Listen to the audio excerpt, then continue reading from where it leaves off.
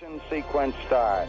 6, 5, 4, 3, 2, 1, 0. All engine running. We have a liftoff. Liftoff on Apollo 11.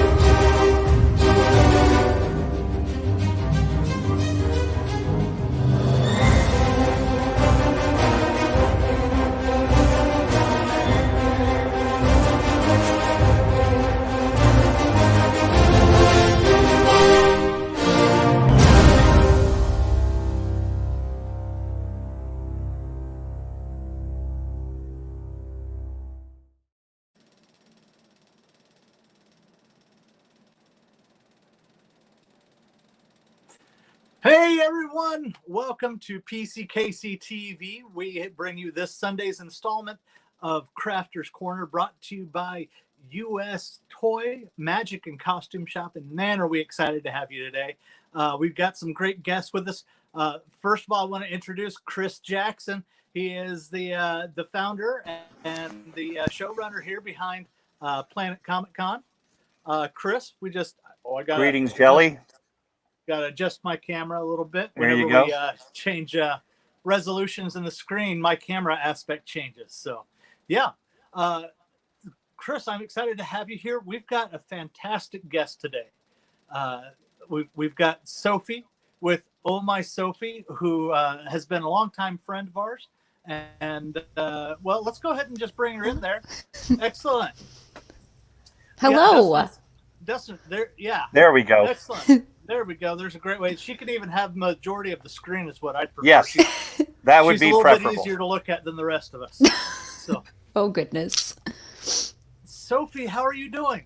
I'm doing really good. How are you guys?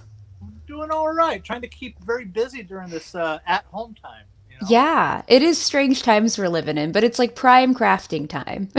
Yeah, absolutely. Well, what's keeping you busy? What are you?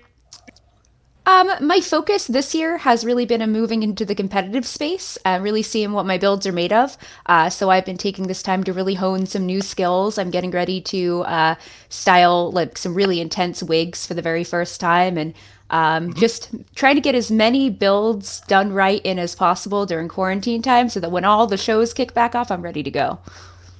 Right on. Rock and roll. That's a good use of time. Yeah. So we got a number of things. We want to get to know you and everything else. And so if you have any questions for Sophie, please feel free to put them up in the chat and we will ask those questions for you and keep the conversation lively and fun and moving forward. But we want to also talk about, you have done just a phenomenal job. Just absolutely kicked butt with social media. And getting out there and getting the message and everything else. And so a little later in the interview, we want to talk about some of that aspect of crafting and say, hey, what are some of the best practices? What can people learn very easily? But first, let's concentrate and get to know you as a person. Okay. So, Sophie, what got you into cosplay? In 2009, my best friend, I tell the story all the time, but it is my favorite story. She took me to A-Kon in Dallas, Texas. I'd never been to a convention before. I'd only seen cosplay like on TV, so I didn't like know what to expect. But I went to that convention and the community blew my mind. The caliber of the costumes, just the loving, like inviting community. So I was in like an old Halloween costume because I didn't really know what cosplay was. And people were trying to guess what my character was or give me one because I was like, oh no, I'm not as cool as you guys. And they were like, no, we'll make up an OC for you. And just that like environment of like, no, you're one of us now was just, my little heart exploded. And ever since I was like, these are my people.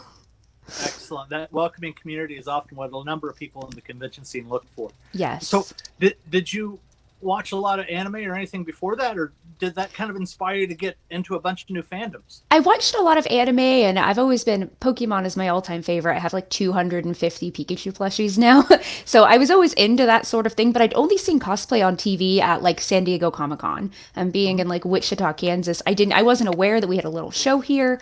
I just wasn't aware of the culture that surrounded cosplay. So that it was a great place to be like, wow, I have all of these like animes and video games that I love, and now I can be the characters. Excellent. So what is your favorite fandom besides Pokemon? Like, is it, you're not always just doing Pokemon No. costumes. What are other things that you like? I think my favorite fandom is Kingdom Hearts. So I've only done a dark mode Riku from Kingdom Hearts so far. I would like to do a lot more. The designs of those characters are just so intricate and beautiful that I only started dabbling in making them last year because I just want to do them justice. It's Kingdom Hearts is very close to my heart. Me and my husband had a Kingdom Hearts themed wedding, so that's my favorite. Excellent, fantastic. I'm watching a bunch of videos of the Final Fantasy VII remake. And, Yeah. Right? Yeah. And I'm wondering if they're going to add a bunch of the Kingdom Hearts stuff back into this storyline and see if they're going to mix up those fandoms. I support that. Yeah, wouldn't it be weird? That would be amazing. Yeah. Phantom Fantasy is another one. That type of like art style just really speaks to me. Growing up, I wanted to like draw for those video games, but I'm not a great artist in in that area. So it's kind of nice to be able to apply it elsewhere and be like, well, I can become the characters now. Mm-hmm. What's your favorite character that you've gotten to portray in cosplay? Oh, so that changes a lot. I think it's probably Deku from My Hero Academia. Not only just because it's a fun one to do, but the community really responds. Like the My Hero Academia fandom is so awesome and intense and loving, and so anytime I'm in Deku, I just feel like I'm riding a high with my community, and it's a lot of fun. Okay, excellent. So, if there were any cosplay, because we all learn things along the way. Yeah. If there was a cosplay that you started out doing, and now you've got new skills and new supplies, new things available to you, what costume would you want to revisit and remake? That's actually the one right behind me. So my first cosplay I ever made was Soren Markov from Magic the Gathering 5 years ago. And I just decided, like, it's been 5 years since I started, like, really doing this thing and making my own costume. So this year I started remaking Soren Markov, and I just finished it. And now I'm going to put them side by side and, like, kind of compare and contrast my skills. And I just think it'll be an exciting example of my journey as a crafter. Okay. Excellent. Fantastic. Well, that's all great. What's your most fun medium to work with? Is it foam? Is it cloth? Is it, what do you want to work with most? Foam, I definitely trend towards foam more. Like sewing is a skill that I think does not get enough, like seamstress, they don't get enough love for what they do and how difficult that is. People tend to think that's like the easiest part and the foam is harder. For me, I struggle more on the sewing side. So that's something I've been really honing over the last 6 months is getting my seams nice and tidy, but I found that far more difficult than foam. So I tend to like trend towards foam because it's, the one I can do while I'm watching TV and I don't have to pay super attention, I guess. Mm-hmm. Seamstress need more respect, 100%. There you go. Excellent. And you said you're getting ready to do some wig working. Yes, yeah. Is this the new one? So I'm doing Pain from Final Fantasy X-2, and I just got Cowbutt Crunchy's Extreme Wig Styling book, and I also have Kim Patsu's wig styling book, and so I can do basic like cutting bangs and like layers and stuff, but I'm ready to make some really cool like intense wigs. So Pain has a really nice like swoop and spikes and stuff, so I'm gonna work on that this week and see if I can knock it out.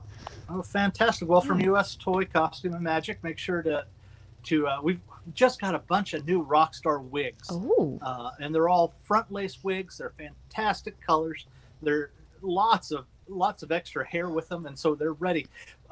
Actually, on this show here in a couple weeks, we're going to be hosting Pros and Cons Cosplay, and they're going to be doing a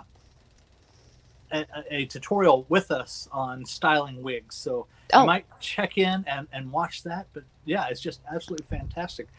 What are some of the skills that you we talked a little bit about wig making. We talked about seamstress. What are some of the other skills that you would like to learn as a cosplayer? Because that's what this show is about, is building those skills and connecting people and finding out where they want to be a better cosplayer. Yeah, another one for me is actually probably like the makeup aspect of cosplay. So I just Smile in a Song is a great example. Her makeup is just next level, and it really elevates her characters. And so that like wig styling and makeup are kind of primary for me right now. Just yeah, so you can take those characters to the next level. And wearing contact lenses, I got to figure out how to do that. Uh-huh. Excellent.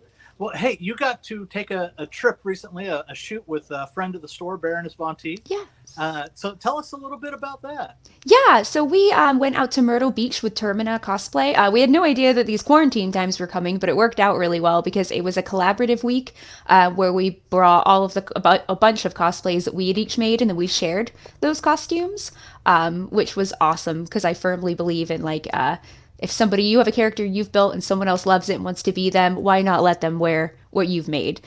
So we just did a collaborative week of on Myrtle Beach of sharing costumes and sharing tips and tricks and ideas.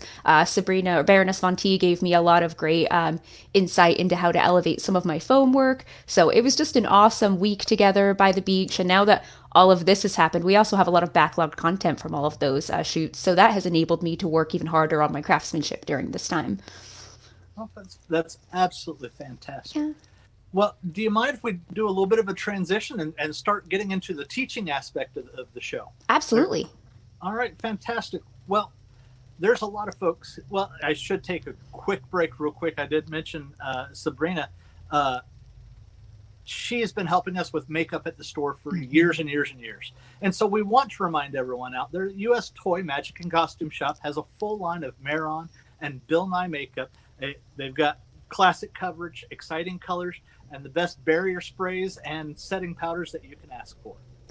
All right. Now that we put our commercial in place, let's get back to the actual content. So you've been doing fantastic with Facebook, with Instagram, with where all do people find you? Are you on the TikTok thing that's going on? Despite I feel so old sometimes. I'm so bad at TikTok, so I can be found pretty much everywhere: Facebook, Instagram, Twitter, YouTube, Twitch, Vero, as well as Oh My Sophii. I am on TikTok, although I'll warn you, like I don't. They're okay. People do such wonderful things on TikTok, and I'm like, I love watching them. I'm obsessed with it, but I am a little bit like, how did you do that magic? Mm-hmm. Yeah, they do a lot of fun things. Yeah. But you spend a significant portion of your life, of your work time, working with social media, because you not only are building your brand, the Oh My Sophii brand, but you're also a consultant for another number of other organizations and small businesses. Yeah. And people recognize the hard work that you've done and the success that you've had. And so what are some of the things, like say I'm a small business, Mm-hmm. What are the top 3 pieces of advice you can give me for social media? Oh, so I always start with branding. Like your branding is very important. Like it doesn't have to be like the most expensive branding in the world, but just have it consistent across all of your platforms. And if it's something that it's easy for people to remember, they're more likely to keep coming back. The next one is regular posting. So make sure you're getting your content out to your followers. Make sure it's clear and quality content. Some of that low light, blurry stuff doesn't do so well. And the number one thing for all of social media is engage with your followers and the people who follow your business or you as an individual.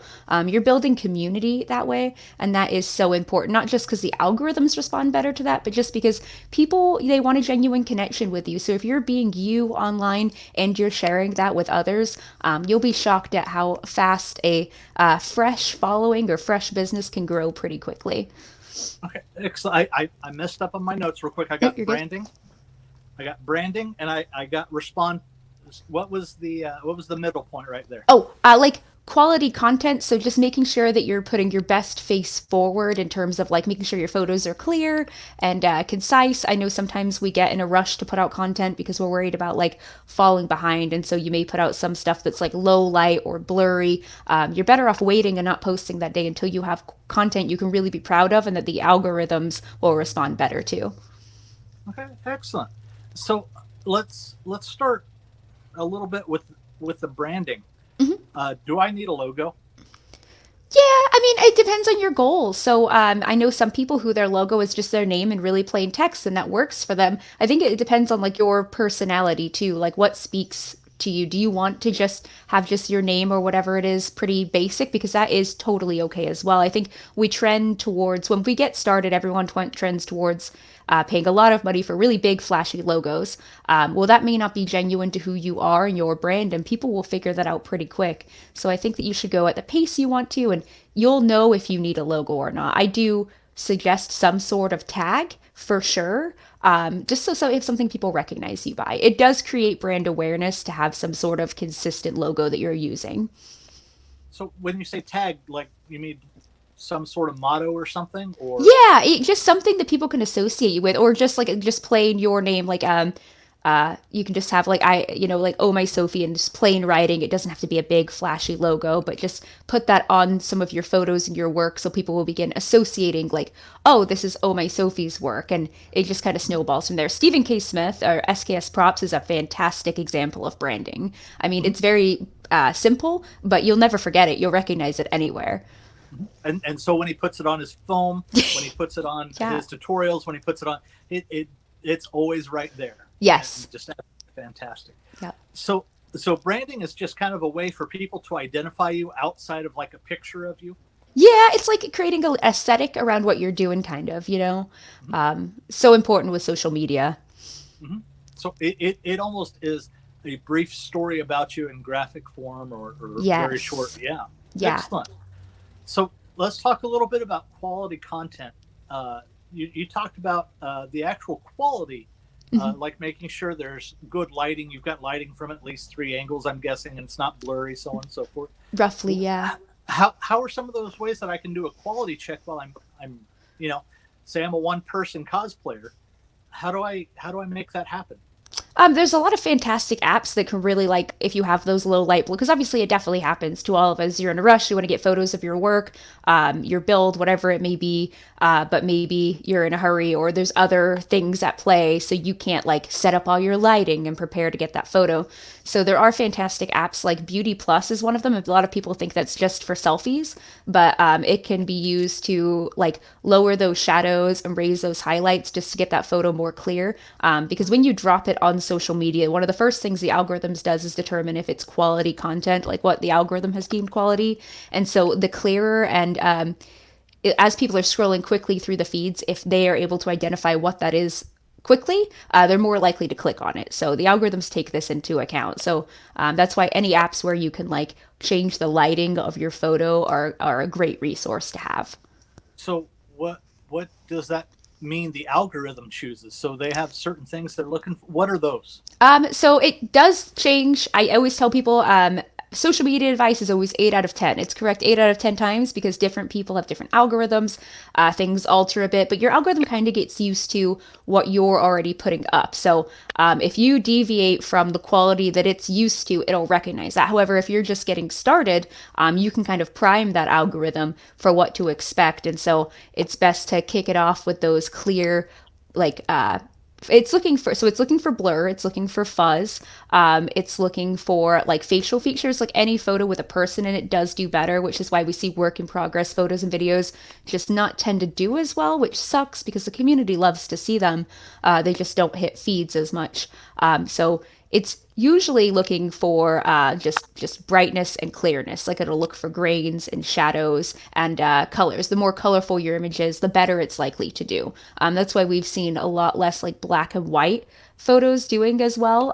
There are some black and white photographers who just are killing it because their algorithm is like primed for that. That's what they've always posted. That's what their audience has always come for.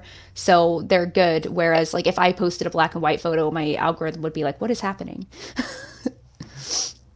So, what kind of content should I be putting out there? Because there's like, man, I can do still pictures, I can do video, I can do live stuff, I can do polls, I can do what's going to help me. What's not going to help are polls and text. So they're considered uninteresting. They're not engaging content. which is crazy for polls, but that's just the way the algorithms are working at this time. So I always recommend photos. So you can do albums, however, on business accounts, one photo tends to do better. Videos do pretty good, although you really need to be between the 1 and 5 minute mark. Anything less than a minute typically doesn't do as well on social media. Again, 8 out of 10 times you always see those anomalies. What work in progress, like if your community is primed for that, it can do well. There are accounts. Kim Patsy was a great example. Her work in progress, people come for that. They're used to that being the bulk of her content. So it does fantastic on hers. A lot of accounts don't see that just because it wasn't performing well for a while, so people stopped doing it. However, I still recommend posting your work in progress because it is lovely to see in feeds, especially when new people find you and want to take a look at the work that you've been doing.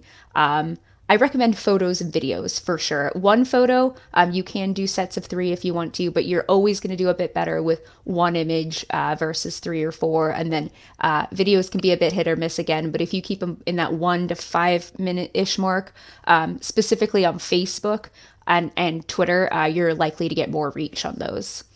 So, okay. Excellent. Yeah.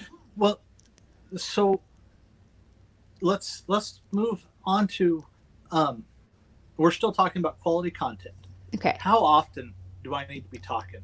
How often do I need to be posting stuff? Because that's a question for a lot of folks, and I've heard 15 different answers.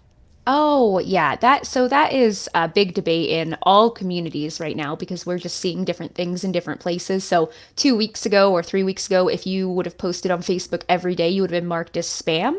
Whereas now we're not seeing that anymore. And I think it's because of the worldwide stay home. They know that people are online more, so they've adjusted the algorithms for that. So now at this point on Facebook, it is helpful to post every day or every other day. However, on Instagram, we find that people experience more organic growth if they're only posting once or twice a week, which kind of goes against everything we've been taught in the past about remaining in people's feeds so they're engaging with you and then more people are able to find you. Now that's moved into I post on Instagram 3 times a week tops at this time, and instead I use my story for everyday content. On Twitter, it's kind of a free-for-all. You get to do whatever you want. That's why Twitter is really booming in the cosplay community right now, because the algorithms are really chill, and you basically just post what you want when you want. People will either see it or they won't. It's just not as tight-knit. I do want to give a shout-out to Vero. They're a fantastic social media platform that I don't think people are utilizing enough. The feed is in chronological order, and there's virtually no algorithm. So everybody you're following, all of those posts will hit your feed, even if it's a lot of them. So you may have to take time going through all of them, but you're going to see them all, which is really cool. Yeah, that's a great thing. I got 2 questions off of what you just said. Okay. I want to talk about the Facebook stories. Mm-hmm. And then I want to be asking, where should I focus my attention? But let's learn more about Facebook and Instagram stories. Yes. Real quick. What are those? Why are they there? They're there because Facebook couldn't buy Snapchat. Snapchat wouldn't sell to them, so they were like, cool, we'll just rip your feature. I recommend connecting. So if you have an Instagram business or creator account, you can connect it to your Facebook page. So I super recommend doing that just because then you're only doing 1 story, not 2, because every time you update your story on Instagram, it'll go to your Facebook page, as well as swipe ups. If you have over 10,000 followers on Instagram, you enable a swipe up feature. So for this stream, I put up a photo saying going live with Planet Comicon, and I put the link in, and people were able to swipe up on that story and come straight into our stream. So the stories, even if you don't have that feature yet, the stories are super powerful just because, again, it's posting every day is usually not advised anywhere, but especially not on Instagram right now. So how do you let your audience know, hey, I'm still present, I'm still working? How do you make sure you're not falling out of their minds? Because information moves so fast now that remaining relevant in any industry is based on being in front of your followers. So the stories help that. Every day I put up some work in progress or something I'm working on. I put up some videos just chatting with my followers. I may use some of the features ask me questions, or you can do polls on there. They do very well. I do want to recommend using hashtags on stories, no matter what following you have. When you use those hashtags, you can land in. So each hashtag has its own story as well. That's where it gets a little complicated. But say hashtag Planet Comicon, well, it's in my story, but if the algorithm picks it up, it may also be in Planet Comicon's story, so that their audience will see my work on their hashtag. So there is a lot that goes into stories, but if you're not using that feature daily and you are trying to grow or just get your work in front of more people, I 1,000% recommend it. I think I lost you there for a second. Oh. Are you? Can you hear me? Oh, yeah. I think we're back. Probably just a data spike. One of the things about working with technology now is, we're going to have to adapt to all the new changes and everything else. Yeah. You were just talking about the hashtags and stories. Mm-hmm. And so from what I understand, when I use a hashtag, Planet Comicon might use the same hashtag and it's going to be seen by their audience. Yeah. Is that a guarantee or is that just a perhaps? It's a very perhaps. So you enhance your chances by following hashtags. On Instagram, you can follow hashtags now. So if I put in hashtag jellybean, I could go and follow that hashtag. And so any posts that anybody uses hashtag jellybean on are more likely to land in my feed, even if I'm not following those users. So if you're following a hashtag, you're more likely to end up in their story if you use their hashtag. But that doesn't mean that if you're not following a hashtag, you will not end up in their story. It just enhances your chances a bit. And while the algorithms evolve constantly, your chance of ending up in one of the story feature hashtags has a lot to do with what type of content you're posting as well. Like videos tend to hit them more than just photos. So it's like an algorithm within an algorithm. It's like algorithm inception, basically.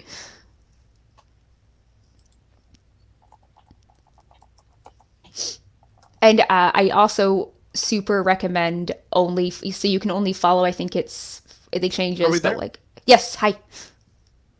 Can you hear me? Hello? Uh-oh. I'm having some technical difficulties. Can you hear me? I can, yes. Okay, I can't hear you, so I'm going to try and mine. We talked about the stories. Mm-hmm. So the other question is say I don't have a whole lot of time for Facebook or Twitter or any social media. Where do I focus my attention, and how do I get the most out of social media from a very precise limit in time? So this is very new, the question evolves with the algorithms as well, right? So I would always recommend that people have the staples, a Facebook, an Instagram, and a Twitter, just because your visibility and your chance to reach your audience or your community, grows exponentially with each one of those you add in. It definitely is a lot of work. When you say where should you focus your attention? If you have a limited time, I do recommend Instagram and Facebook. It also depends on the type of content you're making. If you're primarily a streamer and maybe even just a video game streamer, then Twitter is where it's at for you. I would focus all of my attention there and obviously on your Twitch. If you're a YouTuber, I would focus on Instagram and YouTube. So different industries, different platforms have different audiences, kind of.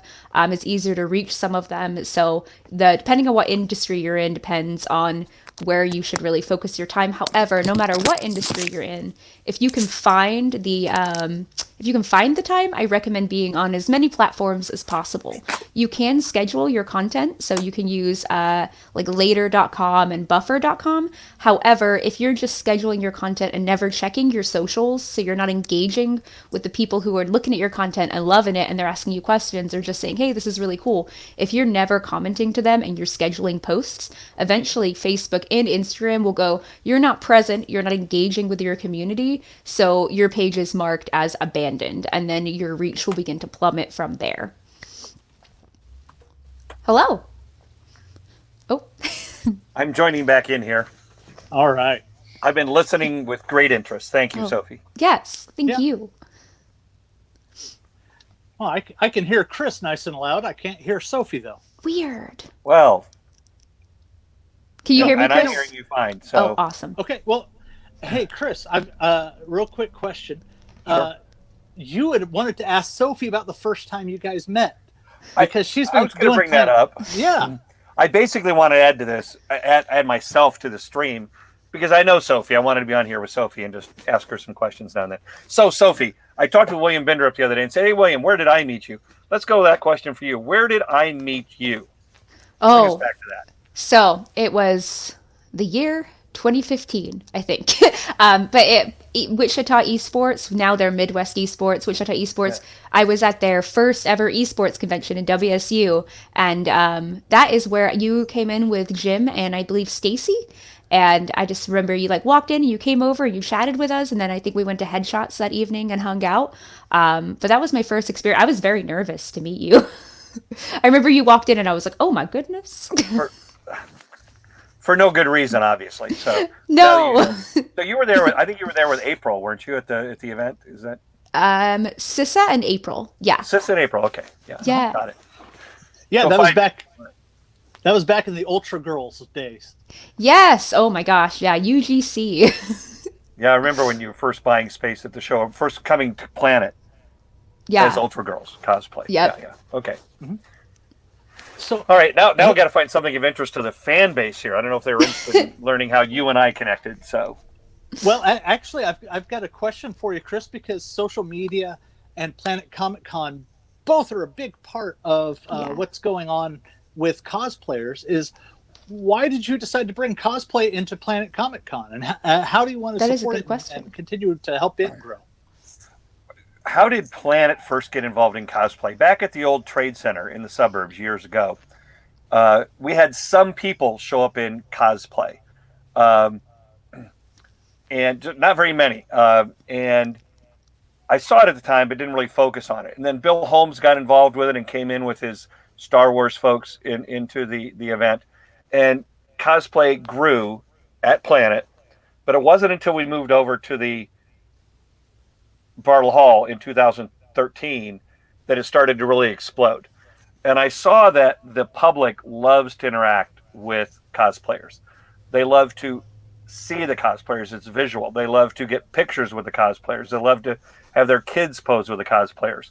So I think it's a great way to introduce the public to an event. And I do different than most shows in that I put cosplay right at the top of the escalator when you're coming in. Yeah. I want the public to immediately be hit by all the visuals related to cosplay. So a lot of shows have cosplayers kind of in a back corner. That's not Planet. I want them front and center. So, and it's become very important. People really enjoy the visuals. So, Yeah. and we bring in some of the celebrity cosplayers, many of whom Sophie knows and has mentioned. I mean, you talked about working with foam, and I thought of Kamui, and Yep. because she's got a lot of books out on foam, and I bring in Jessica Negri, and all these cosplayers and all the regional cosplayers.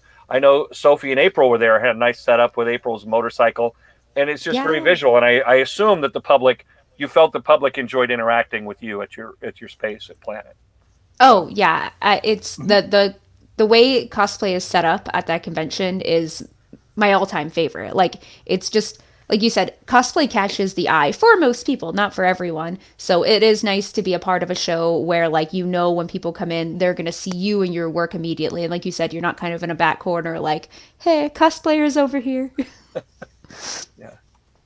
So cosplay has become very important, and I appreciate Sophie's contribution because not only does she come and cosplay at Planet, but I've consulted her about what we should do on social media before and kind of injected some of her ideas into things without John Kay's listening, I'm sure. So but some of my suggestions will be insertions from Sophie's thoughts. So, but she's been very helpful for Planet for many years. I'm Yeah, always happy to help. I'm she's firmly absolutely- believe. Oh, sorry. No, you're no, good. no. She's been absolutely fantastic. Like I said, what are some of your numbers right now, Sophie? You're well over 100,000, 175K on Facebook, somewhere in there. I just hit 128,000 followers, which is crazy. So during this quarantine, this ties into like social media a little bit. A lot of people noticed huge booms in their followings, and Facebook was doing that on purpose because they knew people were home. So it didn't happen across the board, but there were like profiles that were picked based on engagement and whatnot to move into the feeds. And I was one of the profiles, and so I was fortunate enough to gain about 50,000 new followers in 2 weeks, which is crazy. It's like an anomaly that will never happen again. And so I'm very thankful that that did happen. I appreciate everyone who chose to follow my work and engage with it. And it just makes me want to be even better, makes my craft even better. I got sound back now. Good. And so, yeah, absolutely fantastic. So let's move back into, we were talking about the top 3 things that you were telling people, and we've talked about branding, and we've talked about having quality content.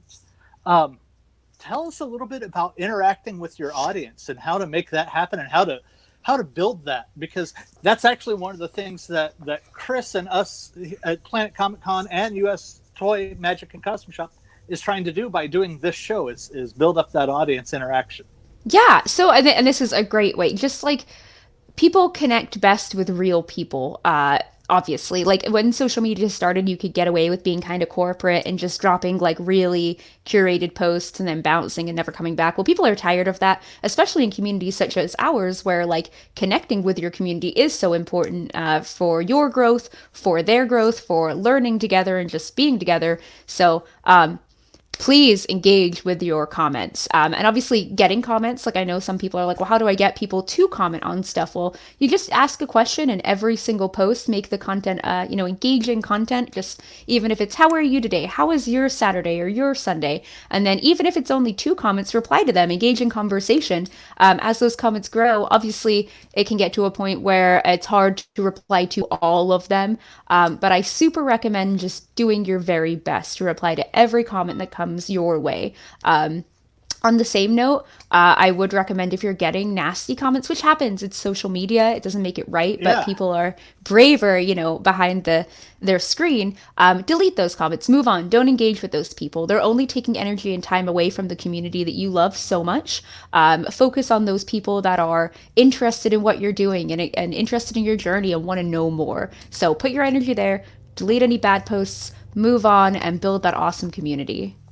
Excellent. So Alan's telling us that Sophie is a social media wizard. Thanks, Excellent. Alan. Do you get a special hat with that, or Not yet? Maybe Okay. it's this one behind me. Yeah, there you go. Well, yeah, you've got a couple of projects working behind you. What you got going on there? So this is my hat for Veigar. It's my most recent cosplay I finished from League of Legends. That incorporated a lot of new skills I had never done before. So like the hat was made with a pattern I actually purchased off of Kinpatsu's website. Beside that is, there it is. I like to do my own versions of characters. So I like to redesign characters just as, if I were to draw them fresh, what would they look like? So I did a cyberpunk Catwoman, and that is, I'm getting really bad at this. That's the cowl for that. It matches the bodysuit. And then right next to me is Soren Markov, my female planeswalker from Magic the Gathering, which was just officially completed today. So I'm very excited about that. Well, that's fantastic. I wouldn't be doing my job if I didn't bring up some of the things at US Toy Magic and Costume Shop. Yeah. So just a second for a quick break. Wanted to talk about Pro Air Airbrush. We do sell custom kits. We do sell the whole kit, so you can get your entire airbrush setup. Airbrush, of course, is great for quick coverage, great even coverage. You can blend and you can layer colors on there, and we've got lots of extra lessons and everything else. Pro Air is doing what they're calling Pro Air University, where you can watch their social media, Donna No Wax, and you can get lessons from around the world. I was watching a lady from a Norwegian lady yesterday who's a makeup artist, learning how to build wax scars. And it's just fantastic. Pro Air is an amazing company, and it smells like sour apple. So you've got a distinctive smell that's pleasing all day long. So That's awesome. That's kind of it. We've got interactivity. Is it best to ask generic questions for folks, or is it best to ask targeted questions to get a response? I think a little bit of both is important. So especially when you're just getting started engaging your audience, generic is much easier. Like silly things like, what is your favorite Pokemon? Maybe you cosplayed Pikachu. You put up the photo and put, guys, what is your favorite Pokemon? This is mine, and here's why. Adding more and more of yourself and who you are, your personality into that does help drive engagement. So if you're just like, who's your favorite Pokemon? Some people will answer for sure. But if you're like, who is your favorite Pokemon? Mine is Pikachu, and I have, 250 Pikachu plushies, and here's why. That lets your audience, they get to learn a little bit about you, and then they want to tell you a bit about themselves. And so then they do that in the comments, and you hop in and engage with them. It doesn't have to be crazy long. I never expect anyone to spend like 10 hours like writing essays back and forth. Like, we all have a lot to do. But even a quick, oh, that's so cool, or like somebody on one of my posts the other day, I didn't know what the Pokemon I'd never heard of that Pokemon, so I was like, I've never heard of, who is that? And they shot me a photo, and I was like, oh, that's cool. It wasn't a long interaction, but it was a meaningful interaction. And so starting with those simple questions definitely does help. There is her name is Bucket Brown on Instagram. I recommend taking a look at her captions. They're used in a lot of marketing, like how-to posts on driving engagement. She does a great job of asking a question and then connecting deeply with her audience through several paragraphs related to that question. So I super recommend that. When you're starting to do your social media thing, again, depending on your goals, everyone's goals are a little bit different, but go and find other creators within your industry of all different levels on social media, from just getting started to intermediate to maybe they've blown up and they've got 500,000 followers. Go gander at those accounts and just kind of see what they're doing. How are they driving their audience engagement? You can learn a lot about the people around you, and make sure you tailor that to you genuinely, though, because people want to get to know you, not, a corporate idea of what you are. Mm-hmm. Excellent. So you got to be a little vulnerable. So, yes. Greg Smith, one of our cosplayers here in Kansas City, are you still doing podcasts? Yes, so April and I have a podcast called Hot Glue and Bobby Pins, Hot Glue and Bobby Pins, and it's just also a very just genuine, intimate look at our lives as creators. So we speak very openly about any and every subject, and we recorded a podcast over the internet 2 days ago about like how the community is reacting. Our community has reacted during this like pandemic time. So I believe 3 episodes are up on iTunes and Spotify already, but we are still doing it just once a month. Fantastic. So let's talk about a little things that you may be seeing with the response to COVID-19 and everything else. What do you think are going to be trends for cosplayers? What's going to be important for them? I definitely think things like this are very important, ways to engage digitally, whether it's watching like live panels and discussions, virtual cosplay contests. I am really interested to see what our community looks like post-pandemic, actually, because it has really driven people to, especially like if you're on I don't think it matters what side of it you're really on, but there's so many different avenues of cosplay and they're all being affected in different ways. And so just watching how people have evolved their brands and who they are and their hobbies to that has been incredibly fascinating. I think that virtual conventions are incredibly important right now, and I'm so glad that those are popping up and that like Planet Comicon doing things like this. I think that's like there are people in our community who genuinely really need this. Like their only social interaction is their community, and now those conventions have been taken away from them, and they're a little lost and like, well, how do I connect with my favorite creators and my community? And it's things like this. So I'm hoping to see even more of this pop up as we move forward. Mm-hmm. I think we'd all enjoy doing as much of this as possible. Yeah. So you had talked about a virtual cosplay contest. Yeah. I saw a little bit about NakaCon. What's going on there? What are you seeing in those trends? Yeah, so NakaCon, theirs was last night, and I was in the stream checking it out, and they did a fantastic job, and you could tell the community in the chat was engaged, and they were having a good time. Again, there was nobody like complaining like, oh, I wish we could be there. They were just enjoying the moment, like at least we get to have this, and that was awesome to see. TokiCon is also doing several cosplay contests right now. There is VirtualCon. I'm trying to compile a list of all the cosplay contests happening for our community right now, just because like, so a lot of people who maybe can't travel. I saw one of the comments I saw in the stream last night for NakaCon is somebody was like, oh, this is my first out of state convention, like competing in a convention technically, because I'm not able to travel there usually. So like I thought about it and I was like, what if we find all of the international cosplay contests and now we can allow like US cosplayers or whoever to compete in competitions they would never normally have a chance of going on stage for. So I'm kind of hoping that virtual cosplay contests continue beyond this, even if it's just in addition to the physical one that conventions have. I think it could be really powerful for really building our international community. Mm-hmm. That's fantastic. What are some of the requirements? Are they doing like a video beforehand, or is it just still pictures or work in progress along the way? So I did enter the Nakacon cosplay contest. They had several different options. So some people sent in videos. I had just sent in a photo, but they had it done really well, really streamlined. There was like a form you filled out, and you'd have to like explain how you made the costume and provide photos with those explanations. Some photos of you obviously in the costume, or you could do video or skit. Like there were a lot of different ways that people could, I guess, deliver their costume to the audiences or to the judges and allow them to judge them fairly without being in front of them, which I thought they did a great job of, because I can't imagine having to judge like a craftsmanship contest virtually. Like that's so difficult, and it can be so easy to maybe like miss important aspects that maybe this person should have been best in show and they weren't because they didn't see this one piece of it. But Nakacon obviously did a stellar job, and I'm excited to see how the rest of the conventions and virtual cosplay contests do with that. Mm-hmm. Yeah. Well, and there's, because I've been a part of the consolation one that's gone on, but Arda is doing something. What Articon? Yeah. So they had people submit panels. There was like a time frame where you could go onto their website and submit a panel, and then they chose some and they built a schedule that's on their website. And basically just, so I was on Papa Bear's Intro to Cosplay Articon panel, and it went on his Facebook page with Articon's logo. And it was kind of just like this. We just chatted to the audience about like the same things we would talk to them about in an Intro to Cosplay panel. So Arda did a great job of facilitating that for sure. So we're having on Planet Comicon's feeds a quarantine cosplay.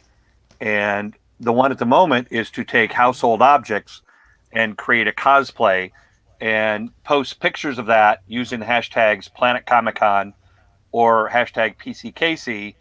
And we are going to be having those on our streams and talking about those and awarding some things. So we're going to be having some kind of cosplay contest virtually every week, I think, some virtual kind of contest. Not quite what Nakacons did, and what they did was very interesting. So we are also trying to engage the public in weekly cosplay challenges.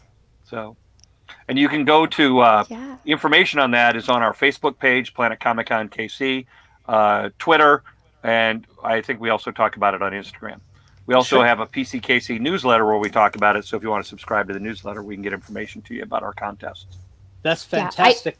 And real quick, I'll just jump on. Some of those prizes will definitely come from U.S. Toy Magic and Costume Shop. So please do pay attention to those weekly challenges here for Planet Comicon and participate in those. Absolutely.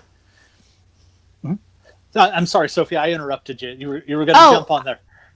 Oh, all I was going to say is that I just love these. I saw a comment from Tim, he mentioning like people who suffer from anxiety. Like I really do hope that conventions consider having virtual contests like the one you're talking about, even just fun ones, make stuff from what you have at home in X amount of hours just for the community, because there are so many people who want to compete and go to conventions but never do because of that anxiety or whatever they have going on.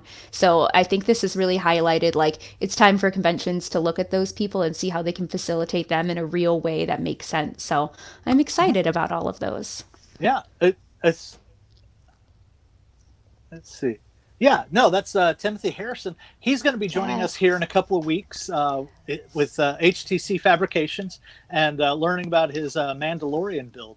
And so make sure to stay tuned for that. We're going to be having a lot of fun with that because I've been watching all my Star Wars this week, and they had the most amazing episode focusing on Ahsoka, and she's my favorite character in Star Wars. So anyway, that's my nerdness.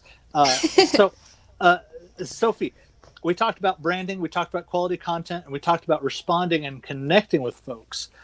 We talked a little bit about where should I focus my attention for social media, so on and so forth.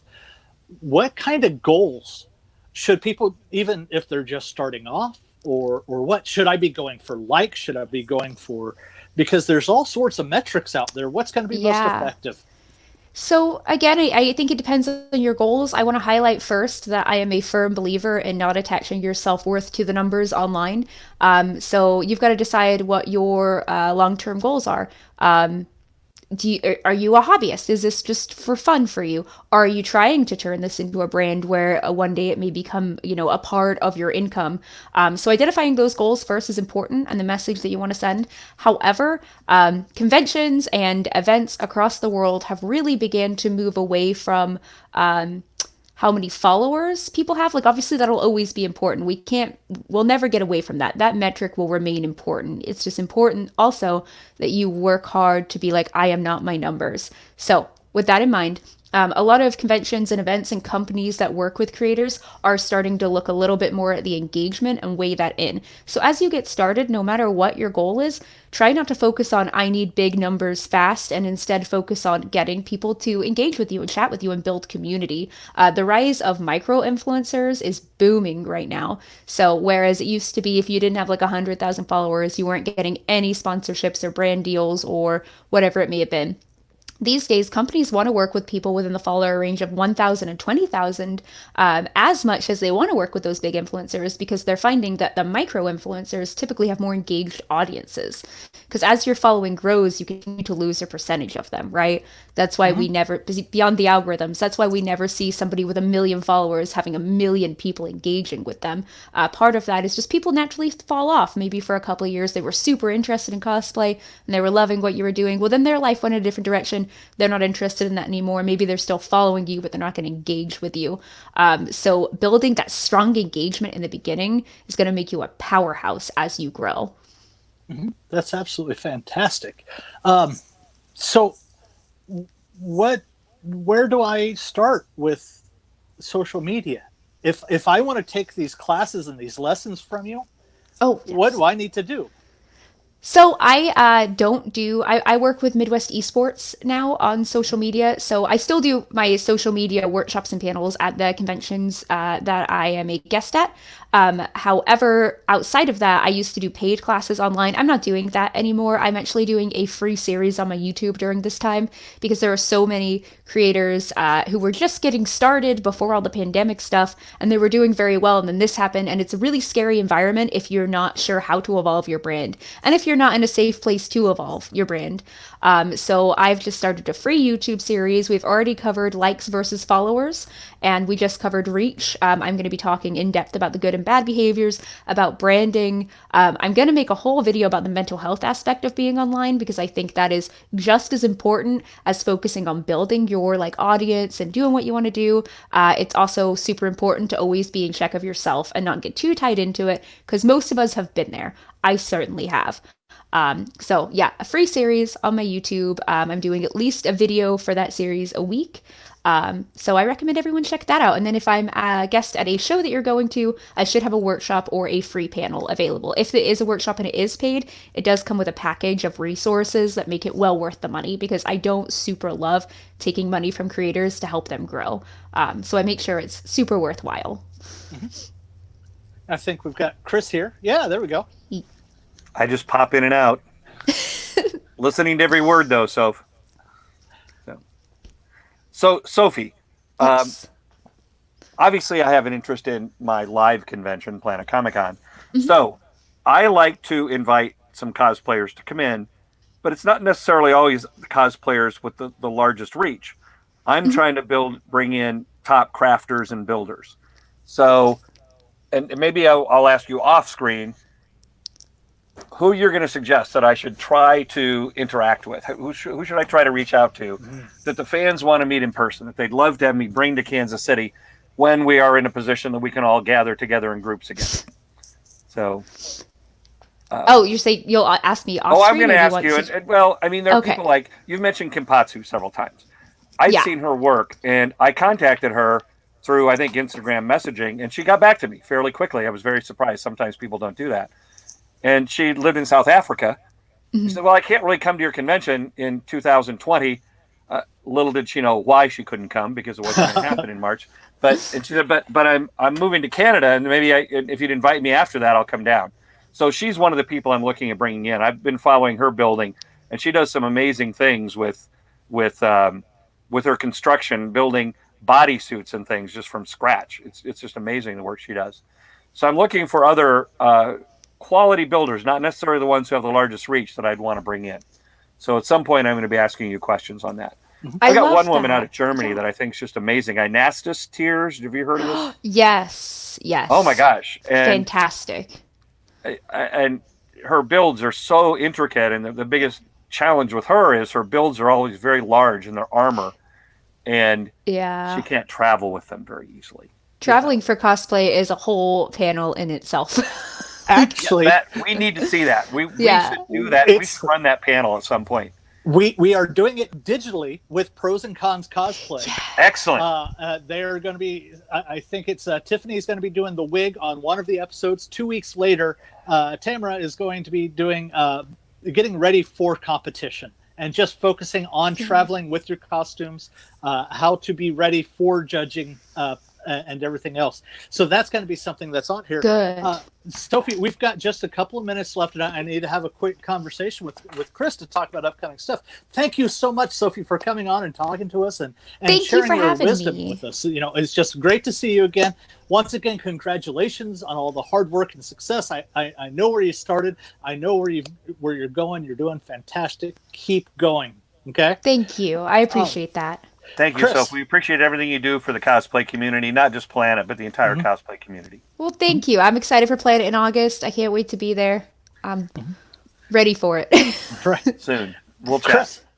Chris, we've got a scroll down at the bottom of the screen here that's talking about the upcoming webcasts.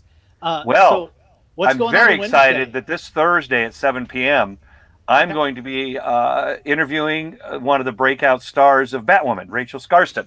Who, Alice from Batwoman is coming on air with me Thursday at 7 p.m. Central.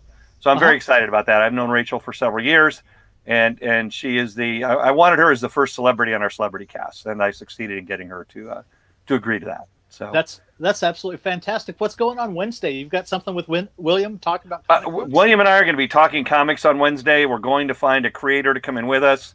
I have some ideas on who we're inviting, but I don't want to talk about them right now, because if they don't agree to do it, then I'll be pretty embarrassed. Absolutely. So people need to tune in to Planet Comicon here on Wednesday nights at 7, Thursday nights at 7, Thursday at 7, and then Sunday at 2. And next week we've got two of my absolute favorite people in the world coming in with Strange Cat Cosplay, Victor and Carly, some of my dearest friends who have helped me out with things like Camp Cosplay and coming out to the store and doing stuff. And so we're really looking forward to having them out there. Chris, thank you for giving us the opportunity to be a community and share what's going on in our world, since we can't see each other in person. This really does give us a chance to connect. Thank you for making all that happen and doing all these things.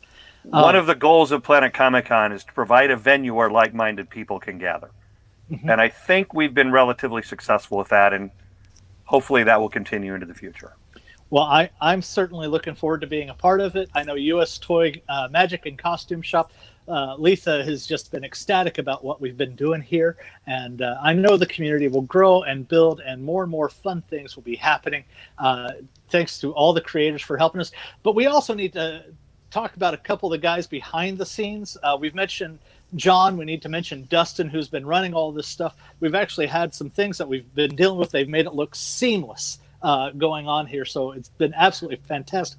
Thank you guys so much for your hard work. And of course, Jim and I have been working with the Pez stage since 2015, 2014, somewhere in there. And Jim's done a great job of helping us coordinate and make all this happen. So your staff has just been fantastic with doing things, Chris. Thank you so much for allowing us. They're doing a great job. They're doing a great job. Well, all you cool cats and kittens, this has been your friendly neighborhood jelly bean here with Planet Comicon, U.S. Toy Magic and Costume Shop, and Oh My Sophii. Thank you so much for giving us your time and your attention and your comments. We look forward to seeing you when we're all able to get back together. Until then, please be safe and do what you need to do. Thank you. Bye. Bye.